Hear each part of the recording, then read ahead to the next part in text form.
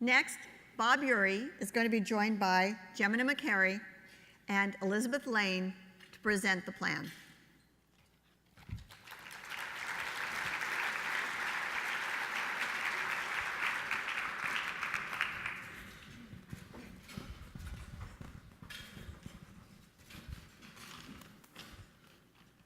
Hello, I'm Gemina McCary. I'm with the Houston Rockets. And I'm Elizabeth Lane with Lionstone Investments. We are members of Central Houston, Inc., Millennial Enterprise, also known as Chime. We've been chosen by leaders within our companies who are Central Houston members to lead the charge in all things important to millennials. And we've been asked to speak to make Bob feel a bit younger and more hip. The story today is the recent rise of downtown, a tale of 2 Super Bowls, and the amazing period of growth and change from 2004 to 2017. And wow, how things have changed, with barren parking lots transformed into beautiful, beautiful parks and the opening of new residential properties with mind-blowing amenities. It's easier than ever to get around and explore downtown, whether it's on 2 wheels using B-Cycle, or the expansion of Metro Rail, or the free Green Link bus circulator that connects downtown destinations. The unveiling of the Marriott Marquis and its instantly iconic Texas-shaped lazy river is the latest of the many new hotel options that have sprung up around the district, cementing its status as Houston's premier destination for visitors. And spending a night out in downtown is no longer exclusive to office workers who are trying to avoid traffic. Highly regarded restaurants and bars call downtown home. From the James Beard Award winner Justin Yu's Theater Rex in the Warehouse District, to unique pubs clustered around Main Street and historic Market Square, to the new Avenida Houston campus anchored by Hugo Ortega's highly regarded Xochi. It's easy to assume that these changes are the natural result of trends or demographics, as millennials lead the way back to the urban core in cities across the country. But in reality, they came about as the result of thoughtful planning by civic leaders who recognize that a strong and vibrant downtown is essential to the success of the greater Houston region. We are thrilled and honored to be a part of Plan Downtown. It's critical that all voices are heard, and as millennials, the future of the city and downtown is incredibly important to us. Our generation values things such as quality of life, technology, innovative working space, diverse living options, and of course, great places to have fun. We think this plan hits on all of those elements and more. To tell you more about the plan, we are pleased to introduce our fearless leader, Central Houston's president, Bob Urey.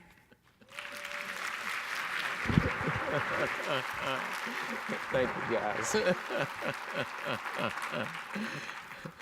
Thank you so much. Lizzie and Gemina, you all are just terrific. I just get energized standing here with them. Every time I'm with our Chime group, I feel that way. It's just amazing.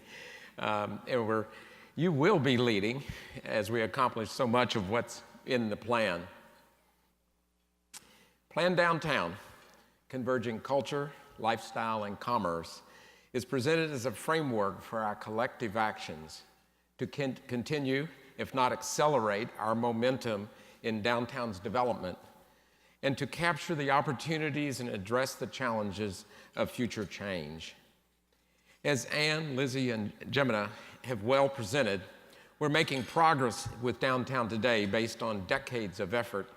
When you think about the area that is downtown was the home of all city life here for well over a century, but responding to explosive growth in Houston from the 60s into the 80s, other activity centers sprung up all across the region. And collectively, our civic leaders worked to add arts, convention, sports facilities to the landmark skyscrapers that were in downtown. Enterprising developers found opportunity in rehabbing historic buildings and markets for new hotels and housing, while public agencies undertook construction of transit streets, and led by philanthropists, new parks and bayou greenways were built, all at what seems to be an ever-increasing pace. Yes, we do seem to be at a turning point as envisioned in earlier plans, setting the stage today for Plan Downtown. Starting 15 months ago, we began organizing the Plan Downtown process. Individuals from a dozen public and private nonprofit entities form the core leadership team, and you can see them here on the screen. 166-member steering committee, many of you are in the room, provided guidance. And through meetings, social media, the web, print media, electronic media, hundreds more citizens provided input, and we're hugely grateful to all who helped. Fortunately, all of that input gathered from so many led to a really strong consensus of a future vision.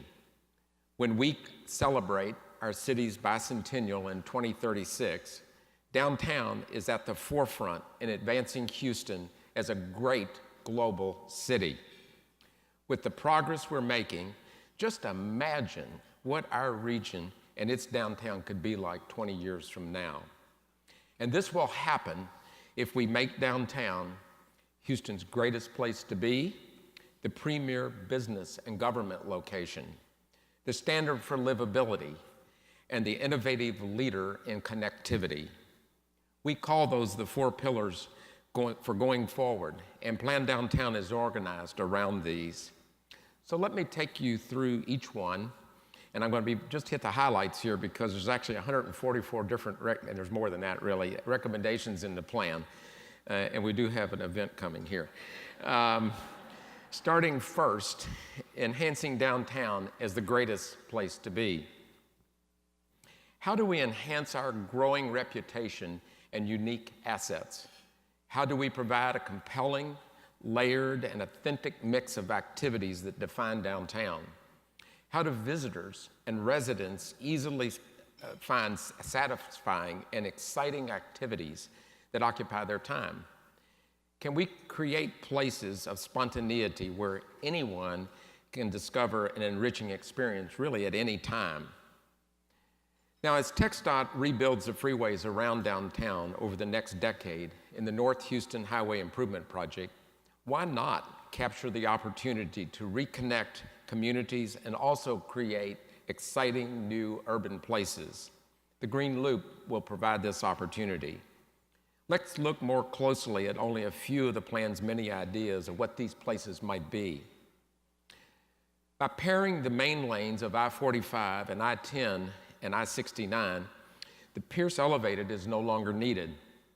Can we transform this area between downtown and midtown into a thriving new district, thus connecting the two? Just to the west, can we reconnect downtown in Freedmanstown and Fourth Ward?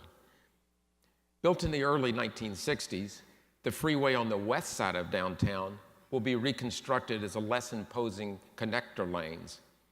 Most of the civic buildings along this section were built to turn their backs on Buffalo Bayou. As we redevelop, can we open up buildings to have bayou vistas? And, oh yes, making the buildings more resilient to flooding.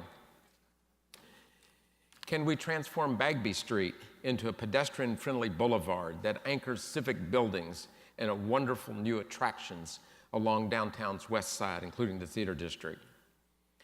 Can we moving to the east side of downtown, main lanes of I-45 and I-10 will be placed side by side in a trench with a cap on top. Can this cap become an extension of our growing convention and sports complex while reconnecting downtown and Edo? Can this newfound urban space that most cities would just give anything for become a major urban place with parks, recreational facilities, food, beverage, entertainment, hotels, an expanded area where Houston can achieve even higher standards for hosting Final Fours, Super Bowls, World Cups, and other global events, World Series? Can it further support residential growth in Edo and downtown?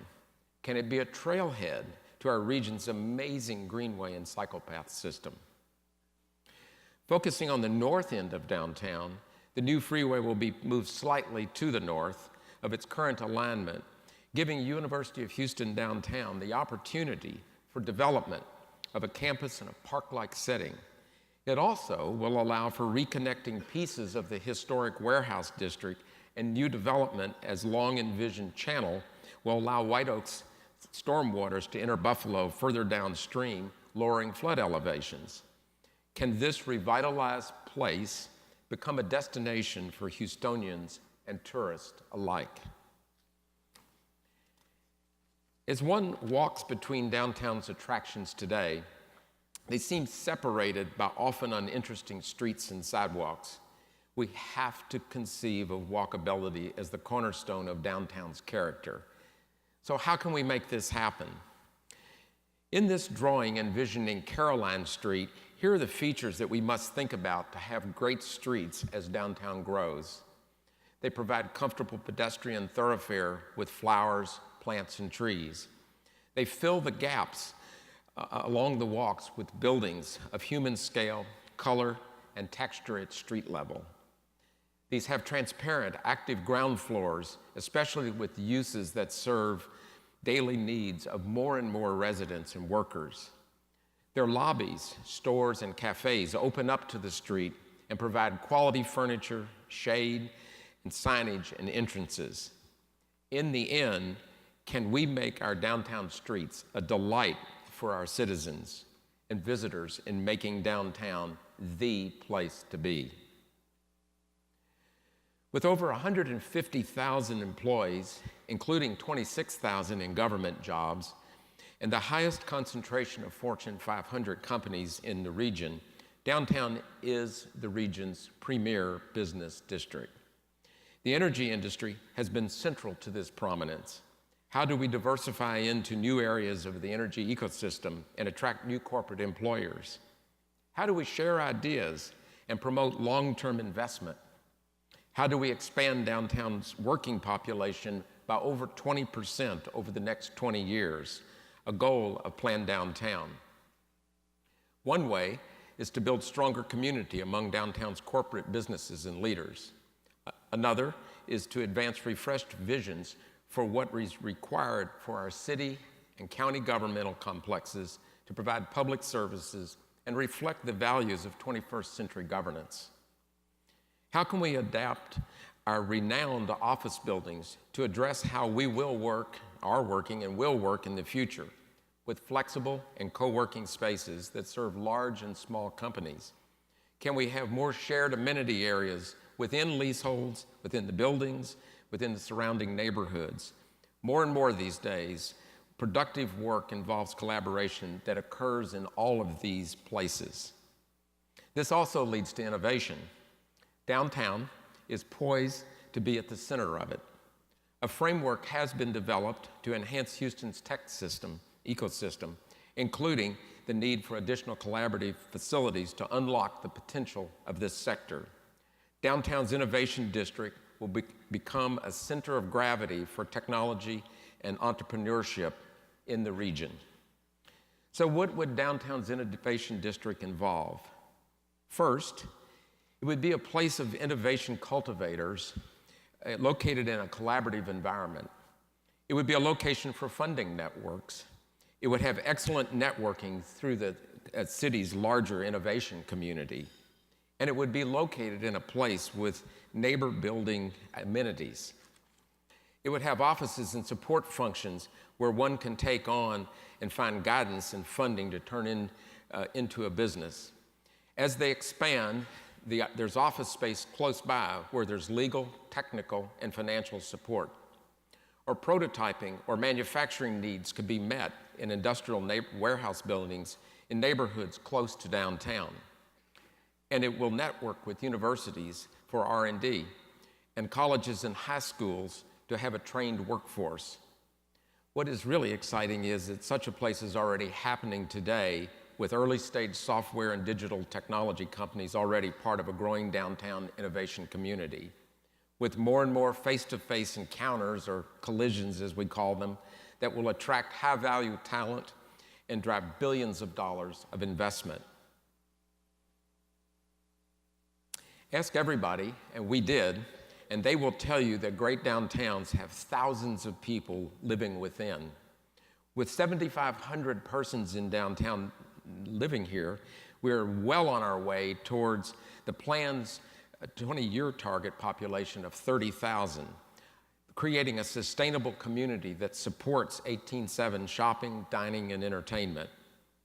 The emergence of new residential communities provides options for many types of households.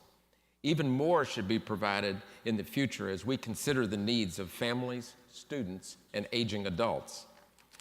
Residents desire neighborhoods that include corner groceries, bakeries, coffee shops, drugstores and dry cleaners, child and pet-oriented parks and daycare facilities, add in family-oriented smaller attractions, and of course, elementary and middle schools. And these neighborhoods are now emerging, starting with the small neighborhoods in the Warehouse District and followed by the Historic District and the Main Street Core.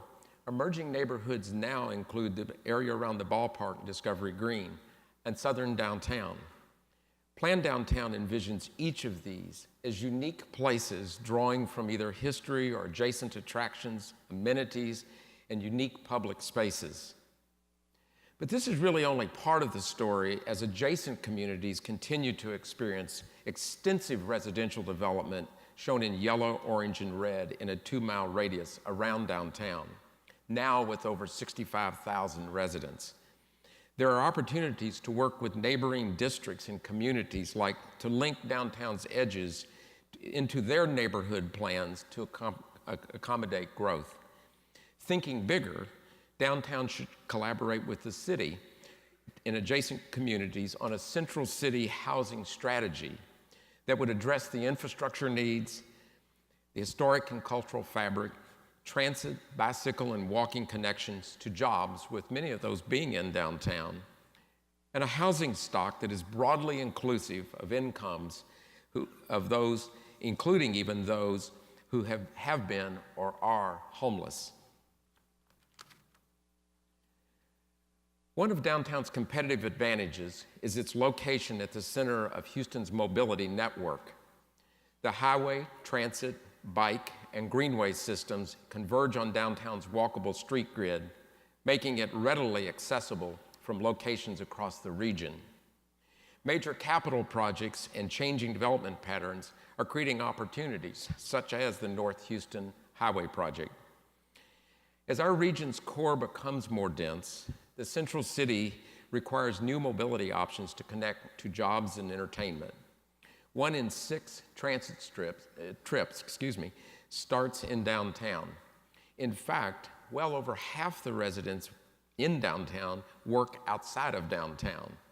So the plan recommends incrementally rebuilding our region's effective park and ride system to provide fast, two-way transit connecting destinations across our region.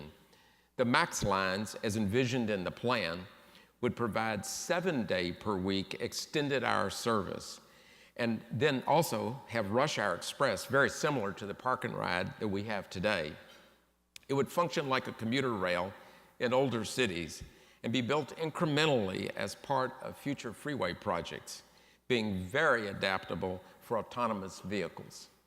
Yes, autonomous vehicles coming to our community soon. 10 years ago, we could not have imagined the changes to our transportation and communication systems introduced by the smartphone, and now it is the vehicle in which we move. We have an opportunity here to be a leader in connectivity innovation if we just work together, and this will change our physical environment. For example, if you look at the diagram, we must be planning for streets of the future with intersections that perhaps have no traffic signals because the smart street lights are able to collect data about traffic and optimize the movement of the autonomous vehicles. Drop zones for autonomous vehicles, charging stations and renewable power for electric vehicles, special lanes for autonomous transit vehicles and buses, wayfinding with all sorts of real-time information, and dockless bike share capability. By starting now and working together, we can position downtown to be a leader in this change, including how our garages and building will adapt to these new technologies. We can adopt a mobility as service model for downtown. Downtown's environment really sets us up for us to do this very well, where what it does is it allows the users that has a subscription through the smartphone app that employs car and bike rental, transit trips, ride-hailing service for all one price. Just pay it monthly. With a single payment platform giving the user the option to choose whichever mode works best that day for which trip you want to take. You don't have to own any vehicle. Disruption in connectivity and transportation is before us, and we must embrace it. So perhaps you're a little overwhelmed with what you've seen and heard here, but if you look back to the progress that we have made in recent years, we're gaining real momentum in advancing Houston's downtown. We face challenges, and working together, we have made the most of them. Plan Downtown provides this launch pad for our community as we approach the next 5, 10, 20 years, building on the 4 pillars of making downtown Houston's greatest place to be, the premier business and government location, the standard for livability, and the innovative leader in connectivity. And Lizzie, Gemina, and all of us will celebrate our city's 2036 Bicentennial. Downtown remains at the forefront in advancing this great global city. Listed in the report, you will also at the back, and let me just take a moment here to acknowledge everybody. We have all the organizations and volunteers that have worked on this, and the consultants and the staff to create Plan Downtown. I want again to express our sincerest gratitude to our co-sponsors of this, our leadership group and our steering committee, and all of you have participated. So I can tell you in this room, if I have you stand up, the whole room stands up. But give yourself a hand, because we appreciate you and what you've done.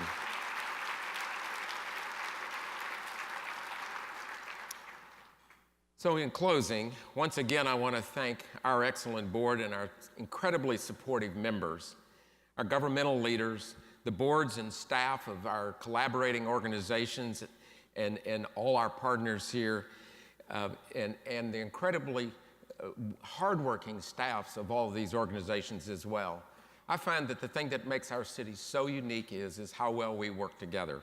And I think we can see the progress. Now,